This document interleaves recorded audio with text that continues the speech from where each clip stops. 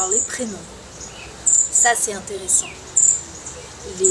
À chaque fois, avant qu'une personne me téléphone ou je rencontre la personne, j'entends son prénom. Mais j'entends pas son prénom genre une fois. C'est pendant des semaines à l'avance qu'on va me dire Gaël, Gaël, Gaël, Gaël. Gaël, Gaël. Ça va se répéter. Et des fois, oui, bon, bah, c'est bon, j'ai compris quoi. Elle va me téléphoner. Et oui, ça arrive. Mais là où il y a encore, je me suis encore fait avoir. C'est que, admettons, j'entends Gaël, Gaël, Gaël. Oui, bah, c'est bon, Gaël, qui est une copine. C'est pas j'invente le prénom. Va me téléphoner, c'est bon. Ça quand dit Gaël. C'est bon, j'ai compris. Et effectivement, Gaël me téléphone dans les 2 semaines qui suivent. Oh Gaël, quelle surprise! Merci de m'appeler. Et voilà, bon bah c'est bon. Et je continue à entendre Gaël, encore. Et en fait, rien à voir. Je vais rencontrer, et je ne dirai pas par hasard, un monsieur qui s'appelle Gaël, voilà, dans les jours qui suivent. Et là, je me suis encore fait avoir. Pourquoi? Parce que quand on me donne un mot, en fait, l'intérêt, c'est de ne pas donner d'interprétation à ce mot. Et donc moi, quand j'entends un prénom, qu'est-ce que je fais? Je pense à la personne que je connais, qui porte ce prénom. Et en fait, non, ça n'a rien à voir. Des fois, on essaie de me donner une autre information sur une autre personne qui voilà, porte le même prénom, mais j'ai pas... À chaque fois, voilà.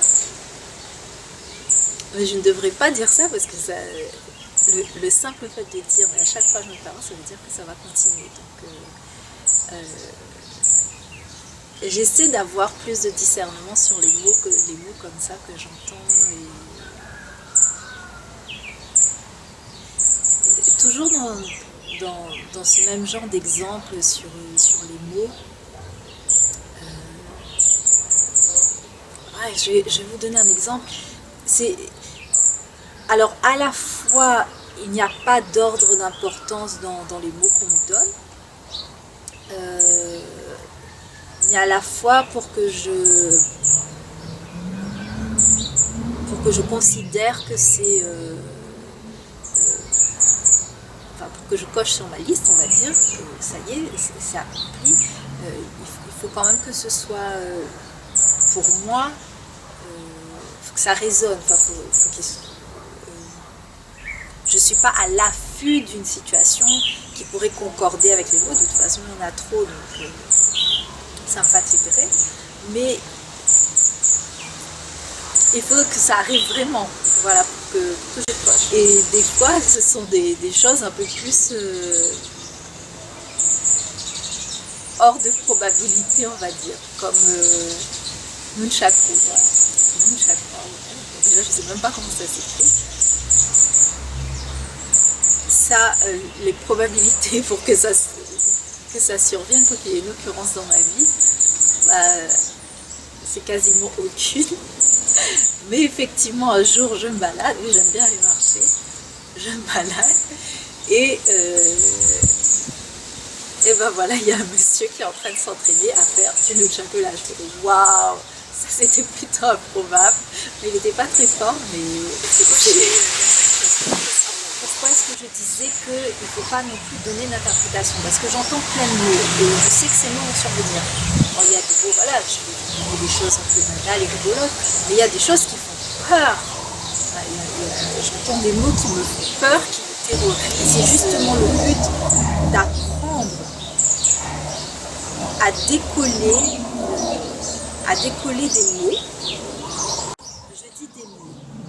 C'est pas seul, enfin je dis des mots, c'est pas seulement des mots, c'est dans l'esprit divin, c'est pas séparé. Les mots, les sensations,